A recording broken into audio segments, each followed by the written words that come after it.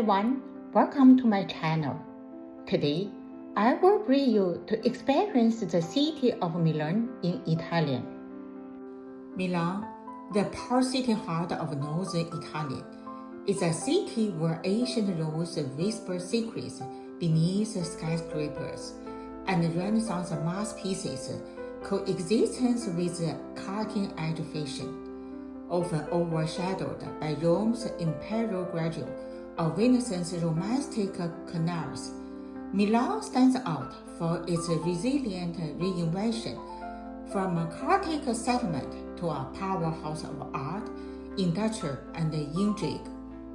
This timeline traces its evolution from prehistorical roots to the cusp of modernity in the 18th century, highlighting pivotal events, visionary figures, and the city's unique blend of Catholic mysticism, Roman engineering, medieval power plays, and Renaissance brilliance. We will keep the modern era brief, as requested, to focus on the fundamental epochs that shaped Milan's indomitable spirit. Below, I will introduce Milan in 5 time periods. First period, ancient origins, the Celtic foundations, and the Roman conquest. Milan's story begins not with marble columns, but with misty marshes and tribal warriors around 600 BCE. The Insupress, a fierce Celtic tribe from Gaul, founded a settlement called Mediterranean, meaning in the middle of the plain, on the fertile Po Valley place. This location was no accident. It's a strategic crossroads for trade routes linking the Alps to the Mediterranean. Infused with Celtic spirituality, the Insupress worshipped nature deities and practical Druidic rituals, leaving behind artifacts like intricate bronze helmets that hint at a society skilled in metallurgy and warfare. The city's fate shifted dramatically in 222 BCE when Roman legions, led by Consul Marcus Claudius Marcellus, crushed the Insupress at the Battle of Clastidium. Marcellus famously slew the Celtic king Varidomius in single combat, claiming his toe as a trophy, a tale immortalized in Roman lore. Under Roman rule, Middleorium blossomed into a thriving metropolis. Emperor Augustus evaluated it to a municipium in 49 BCE, and by the 1st century CE, it boasted aqueducts, amphitheaters, and thermal baths. The city's unique Roman hallmark, its innovative water management system, channeling the Olona and the Savosa rivers to prevent flooding, a precursor to Milan's later engineering prowess. A defining moment came in 286 CE when Emperor Diocletian made Middleorium the western capital of the Roman Empire, reviving Rome itself. Here, in 313 CE, Emperor Constantine issued the Edict of Milan, granting religions tolerance to Christians and ending persecutions. This edict, co-authored with Licinius, marked a seismic shift toward Christianity's dominance, with Constantine's mother, Helena, elegantly discovering the true cross relics that would later adorn Milan's churches. By the 4th century, and Bishop Ambrose, an elegant author who baptized Augustine of Hippo Middleorium, became a Christian's intellectual hub. Ambrose's confrontations with Emperor Theodosius forcing the ruler to publicly repent for a massacre, underscored Milan's emerging role as a moral and political counterweight to imperial excess. As the Western Roman Emperor crumbled in 476 CE, barbarian invasions looted the city, but its strategic position ensured survival. Second period, the Middle Era, barbarian invasions, Lombard Kingdom, and communal struggles. The fall of Rome arched in chaos, but Milan adopted with characteristic grit. In 568 CE, the Lombards, Germanic warriors from Scandinavia, under King Albin conquered northern Italy, establishing the Lombard Kingdom with Pavia as capital. Yet Milan, renamed Milan in Germanic tongues, retained cultural significance. The Lombards introduced feudalism and Arian Christianity, clashing with the Catholic populace.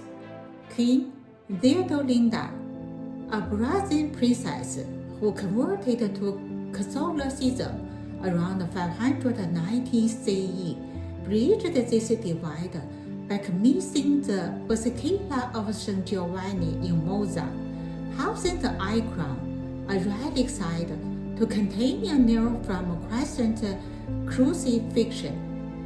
This crown became a symbol of Lombard kingship, later used by Charlemagne and Napoleon. Milan's medieval resurgence peaked under the Holy Roman Empire.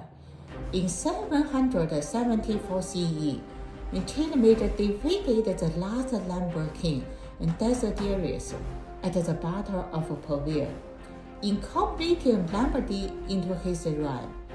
Charlemagne's coronation with the icon in Milan solidified the city's ceremonial role. By the 11th century, Milan evolved into a powerful commune, fueled by trade in wool, silk, and banking. The city's guilds, artisans, and merchants awarded influence, leading to the unique Ambrosian Republic in 1045, where Archbishop Rebirth defied Emperor Conrad II, who sent the creatures in battles. The year's drama culminated in the Lombard League. In 1158, Emperor Frederick Barbarossa besieged Milan for its defense, razing much of the city after the brutal Salvation Siege. Rebuilt with Venetian aid, Milan led the Wings' victory at the Battle of Leonardo in 1176, where Umberto di Gisano's legendary crossbowman routed imperial forces. This triumph preserved Italian city-state autonomy, with the Barbars humbled before Barbar Adventure III. Milan's medieval character shines in its surviving Romanesque churches like Santa Ambrogio, where Ambrose's relics lie, embodying the city's blend of spiritual resilience and civic pride. Third period, the Age of Signory, Visconti and Sforza dynasties. As communal freedoms waned, Milan fell under tyrannical signoria marked by Machiavellian intrigue and architectural splendor. The Visconti family rose in 1277 when Ottone Visconti, Archbishop of Milan, seized the power from the Della Toni rivals in the Battle of the Dice. The Visconti's serpent emblem, a viper swallowing a man, symbolized their ruthless ambition. Giant Galizio Visconti endowed the court of virtues, expanded Milan into a duchy, conquering vast territories, and founded the Certosa di Povere monasteries as a Gothic masterpiece. His death from plague in 1402 halted dreams of Italy's unification, but his legacy includes initiating the Duomo's construction in 1386, a pink marble Gothic cathedral that took centuries to complete, reflecting Milan's devotion to the Virgin Mary. Power shifted in 1450 when Francesco Sforza, a condottiero married to a Visconti heiress, captured Milan after siege. Sforza's role emphasized humanism and fortification. He rebuilt the Castle Sforzesco as a Renaissance fortress, blending military might with artistic patronage. His son, Galizio Maria Sforza, a flamboyant tyrant, hosted large courts, but met a grisly end, assassinated in Santo Stefano Church on Christmas 1476 by conspirators invoking classical tyrants like Brutus. The Sforza Zionists came under Ludovico il Moro Sforza, a shadowy regent, who lured Leonardo da Vinci to Milan in 1482. Leonardo's contributions were transformative. He designed war machines, painted the Last Supper in Santa Maria del Greece, fresco capturing psychological depths aimed at Judas's betrayal, and planned the equestrian statue for Francesco Sforza, never completed. Ludovico's court also hosted Bramante, fostering early Renaissance architecture. Yet ambition doomed him. His alliance with France backfired when Louis XII invaded in 1499, capturing Ludovico at Novara in 1500. This marked the end of independent Milanese rule, but the year's cultural explosion, fusing art, engineering, and politics, cemented Milan's reputation as a cradle of innovation. Fourth period, Renaissance to Baroque, forest dominations, and cultural flourishing. The 16th century brought foreigner yokes, yet Milan thrived culturally.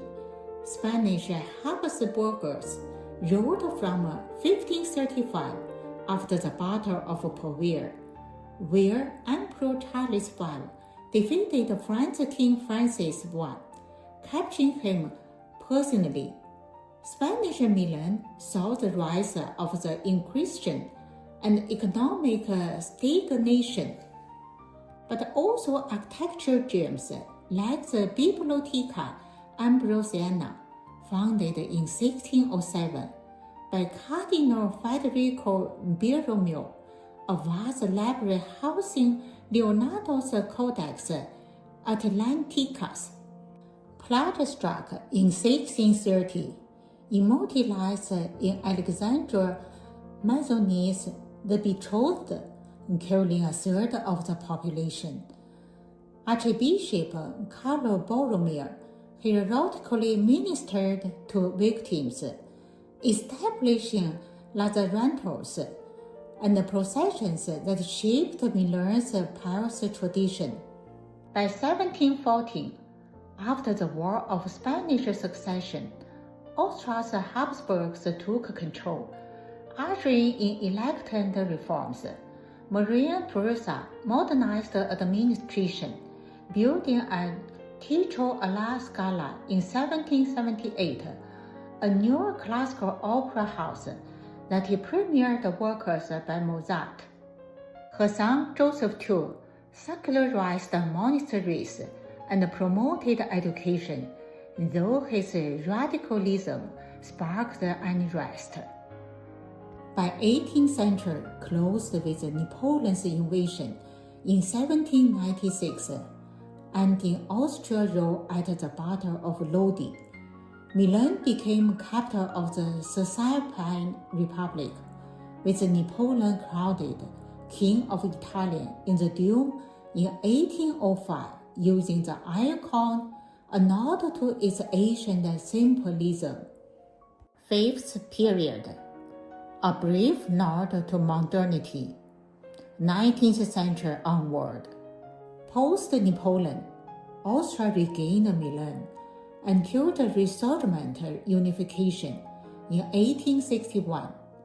The 20th century saw industrial booms, first role under Mussolini, who founded his movement here in 1919, and the World War II bombings.